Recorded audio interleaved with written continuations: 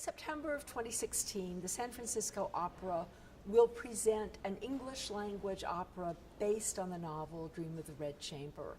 The idea for doing an English language production of Dream of the Red Chamber actually originated in Minnesota with a group of wonderful people in the Chinese Heritage Foundation.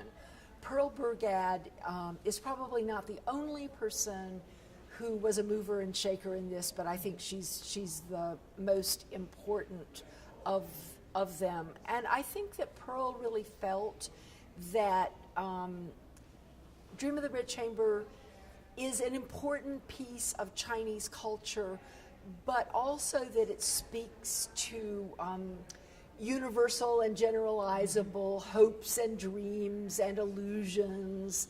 And so it would be important to do an English language opera. And she convinced Kevin Smith, who I think at the time had just retired from Minnesota Opera, that it was a great idea. He convinced the San Francisco Opera that it would be a good thing. And then they contacted Bright Sheng, who said he would do it if David Henry Hwang would write the libretto. And so that's how this project came into being, which is, its Minnesota origins is one of the reasons why it's such fun that we're doing this here now in Minnesota with the collections from the Minneapolis Institute of Arts. It's silly to say that they cut out a lot. They did cut out a lot, but I think even more importantly, they tightened the narrative structure. The novel flows, it meanders, and they made a tight narrative arc. They also, I think, did a lot of kind of telegraphing about motive and causality. It's clearly presented in the opera that Granny Jia, who is the matriarch of the family, wants Bao Yu to marry Dai Yu. And Lady Wang, who is Bao Yu's mother, wants him to marry Bao Chai. And the choice for Dai Yu is presented as a choice for love. The choice for Bao Chai is presented as a choice for money. And I think that it's not quite presented in those terms in the novel.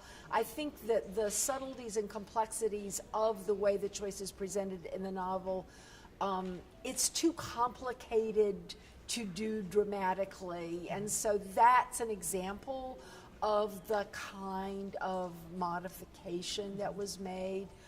Another modification that was made is in the novel, Bao Yu marries Bao Chai thinking that it is Dai Yu he is marrying. And at the moment of the marriage, Dai Yu sort of wills herself into death.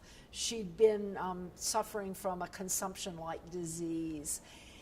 In the opera, she doesn't die at the moment of the marriage. The marriage happens, it's a trick marriage. But after she finds out that he's married Bao Chai, she kills herself, but by walking into a river, which it's more dramatic. And I think actually that that David Henry Hwang and Bright Sheng really feel like it shows she's kind of taking control of her life. And there's a particular aria in the opera where Bao Yu kind of takes control of his life and sings "Now I Am a Man," and I just am not sure that in the novel he ever really becomes a man. So there is kind of more growth and individual development in the opera than I think there was in the novel.